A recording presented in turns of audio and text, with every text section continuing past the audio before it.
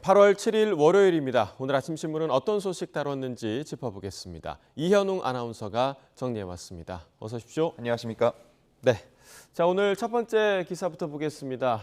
자, 지금 새만금 세계 잼버리 관련한 비판이 계속해서 이어지고 있는데 계속해서 나오는 이야기가 시간과 예산이 충분했는데 왜 준비를 못했냐 이 얘기거든요. 지금 조선일보에 예산 관련 얘기가 나와 있나 봐요. 그렇습니다. 네. 이번 잼버리의 총 사업비는 1,171억 그리고 1,500만 원으로 알려져 있습니다. 1991년 고성 잼버리 때가 98억 원, 또 2015년 일본에서 개최된 잼버리 예산이 380억 원 규모였던 것과 비교하면 상당히 큰 금액이란 걸 알 수 있는데요.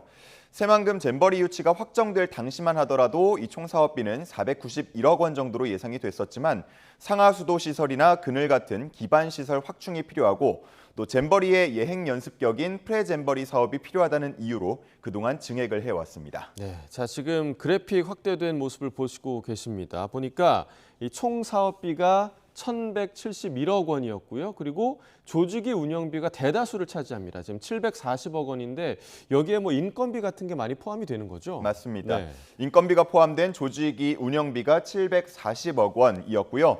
기반 시설 조성이 235억 원, 또 야영장 조성이 129억 원 등이었습니다.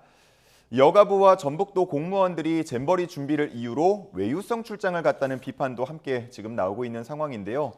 지난 2018년 일부 관계자들이 잼버리 성공 개최 사례를 조사하겠다고 스위스와 이탈리아로 6박 8일 출장을 간 적이 있습니다. 하지만 정작 두 나라는 잼버리 개최 경험이 없는 나라였고요. 또 2019년에도 잼버리 개최 연구를 목적으로 런던과 파리로 출장을 가기도 했는데 런던은 무려 103년 전인 1920년에 잼버리를 열었었고 파리는 역시나 개최를 한 적이 없는 도시였습니다. 그리고 2019년에 9박 11일 일정으로 미국으로 떠난 출장도 있었는데요. 잼버리 개최지였던 찰스턴에는 이틀만 있었고요. 나머지는 뉴욕과 워싱턴 DC 등에서 보낸 점도 지적이 되고 있습니다. 네, 그러니까 잼버리가 개최되지 않은 나라로 출장을 갔다는 거잖아요. 성공 사례를 조사하고요. 이 부분은 정말 비판을 피할 수 없는 부분인 것 같고 대회가 끝난 이후에 이 예산 활용에 대한 부분 다시 한번 좀 면밀히 조사가 좀 필요할 것 같습니다. 자, 다음 기사 보겠습니다. 네, 자 요즘 뭐 계속해서 묻지마식 그런 흉기난동 사건이 계속해서 일어나고 있는데 지금 일부 중에서는 정신질 환자였다 이런 보도도 나오고 있거든요. 근데 이 의사가 아닌 법관이 정신질 환자 입원을 결정한다. 어떤 내용인가요? 네, 사법 입원제인데요. 네. 이 이름 그대로 사법기관이 환자의 상태나 가족, 환경 등을 고려해서 입원을 결정하는 제도입니다.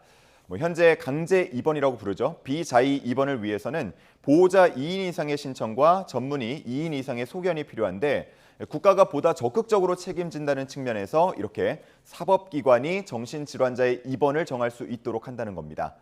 해외 사례를 보면요. 독일이나 프랑스 등도 사법기관이 입원 심사를 맡고 있고 또 영국이나 오스트레일리아 등은 정신건강 전문가가 포함된 준사법기관을 따로 두고 관리하고 있습니다. 네, 자, 이 사법 입원제에 대한 반응은 좀 어떤가요?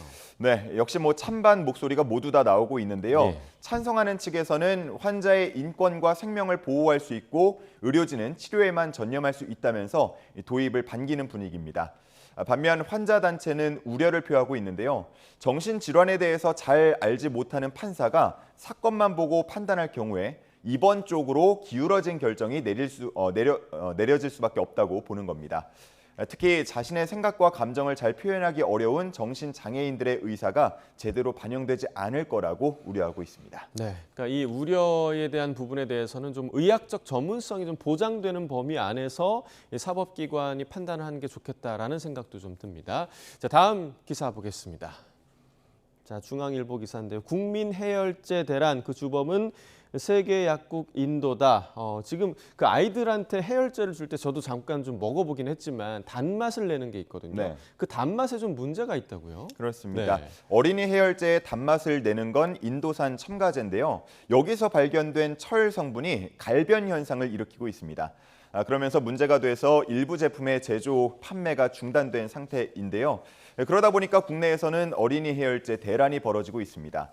하지만 다른 나라의 상황을 보면요. 이 정도는 좀 다행이다라고 생각해야 할지 모르겠습니다.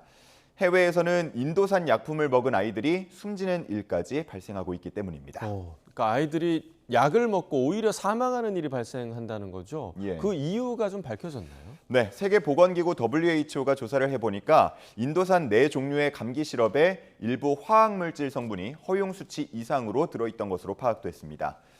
또 미국에서는 인도산 인공 눈물을 사용했다가 목숨을 잃거나 실명이 되는 사례들도 발생되고 있습니다.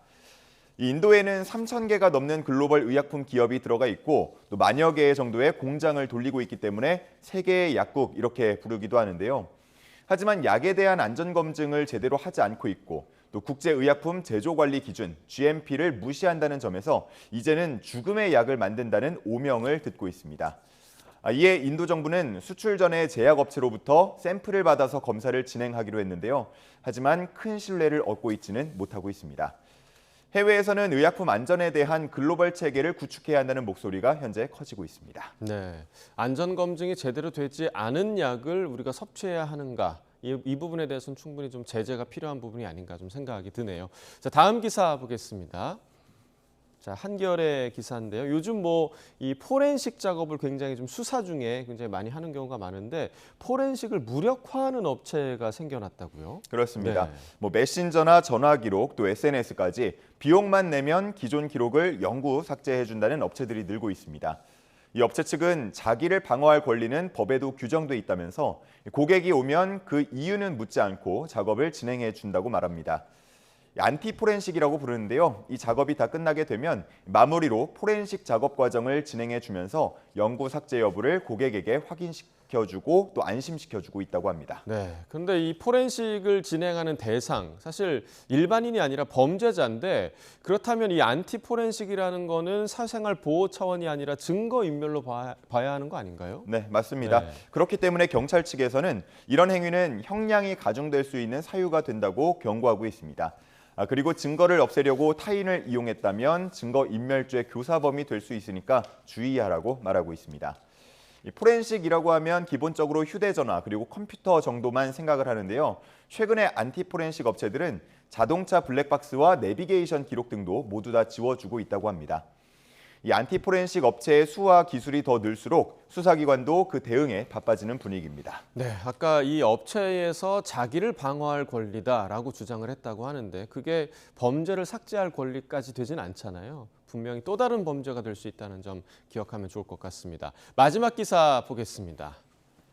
자, 경향신문 기사인데요.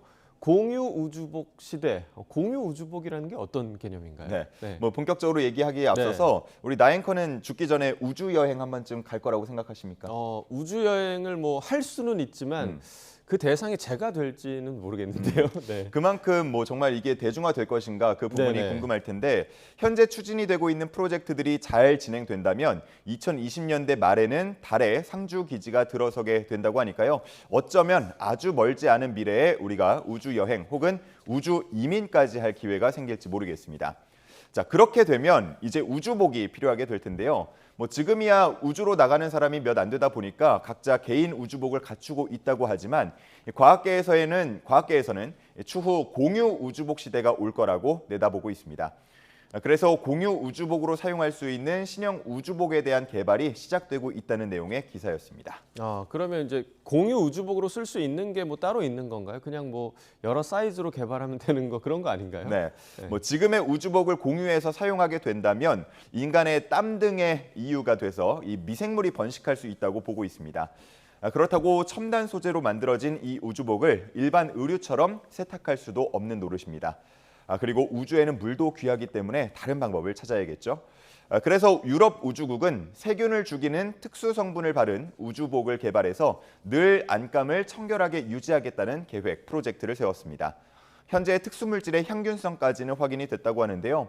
우주의 환경을 모사한 공간에서 추가 실험을 내년에도 계속 이어갈 방침이라고 합니다. 네, 우주복 뭐 제가 입어볼 가능성은 굉장히 희박해 보이지만 후대의 우주 여행 또 우주 이민에 유용한 그런 우주복이 잘 개발이 됐으면 좋겠습니다. 굿모닝 브리핑 이현웅 아나운서와 함께했습니다. 고맙습니다. 감사합니다.